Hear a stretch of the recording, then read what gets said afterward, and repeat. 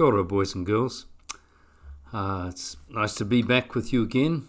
This is a new place we've just moved into, trying to get things sorted out. And here today I want to read you a story called The Wooden Fish. It's written by Tim Tipene. Hanseni lived on an island with his mother and father and brothers and sisters. Hanseni's mother was always busy weaving, cooking and gathering food plants from the forest. But she would take only enough flax for a few days' weaving and enough food plants for a few days' meals. Never any more than that. "We must leave some for others," she said. Hanseni's father was a fisherman, and he and other fishermen in the village would only take enough fish to feed their families.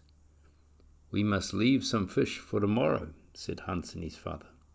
"We must take only enough for today, never any more than that." Hanseni played with the other children in the village, but sometimes he wanted to help his mother and father. He asked his mother if he could help her. "No, thank you, Hanseni. I have enough help already." He asked his father if he could help him. "No, thank you, Hanseni. You're too young to go out in the canoes and lift the heavy nets." So Hanseni went to see his uncle, who was a carver in the village. He asked his uncle if he could help him. "Yes, Hanseni," said his uncle. "You can help me gather wood, but we must only take wood that is lying on the ground. We must leave the trees to grow. Then they will drop more wood for us to use." Hanseni and his uncle used the wood they had gathered to carve birds and dolls and small canoes. See, there's birds that made them, and there's a small canoe.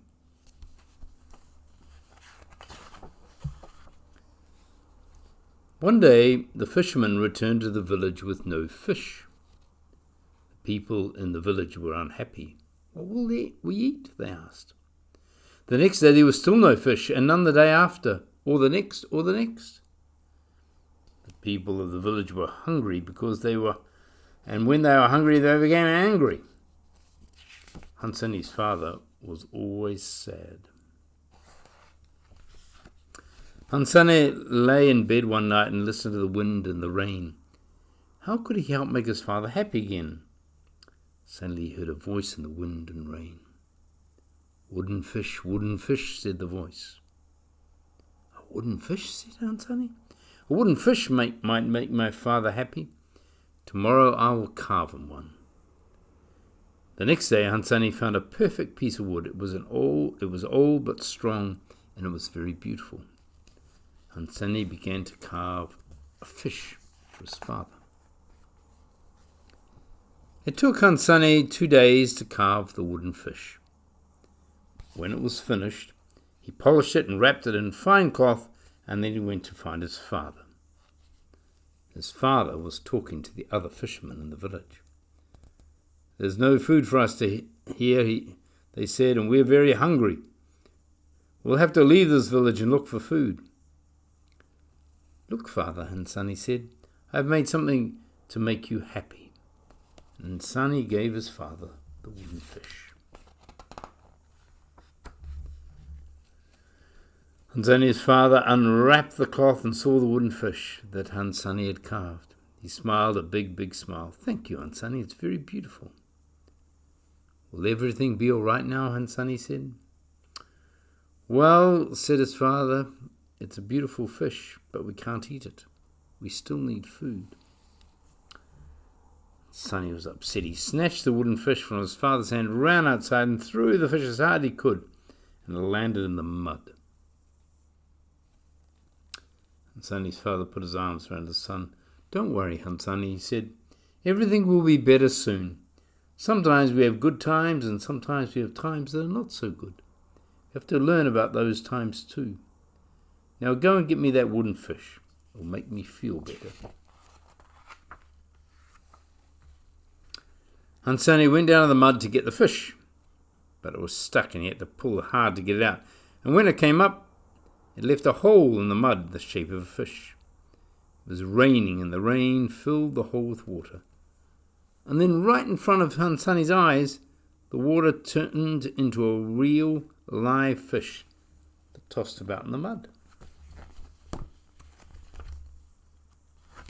See his dog looking on. What sort of dog's that? Looks like a golden retriever, doesn't it? Hansani shouted with excitement. He made such a noise that the people in the village came running. They were very surprised to see a fish tossing about in the mud. Where did this fish come from? His father asked. What? Cried Hansani, and he threw the wooden fish down in the mud again. And when he pulled it out, it left another hole. Again the hole was filled with rainwater, and again when it was full, it turned into a fish. And finally, Hansani's father took the wooden fish and did what Hansani had done. A live fish tossed around the mud. This fish is magic, he said. Again and again they tossed the wooden fish into the mud, and again more fish appeared. Soon there was enough fish for everyone in the village. Hansani wanted to keep throwing the fish, but his father said, No, Hansani, stop. We have plenty of fish for today. We must save some for tomorrow and the days that follow. Hansani smiled at his father. He knew just what his father meant. And that night, everyone in the village had fish for dinner.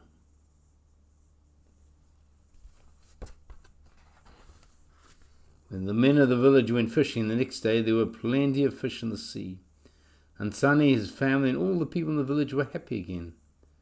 But Hansani's father put the wooden fish carefully away in case it was ever needed again.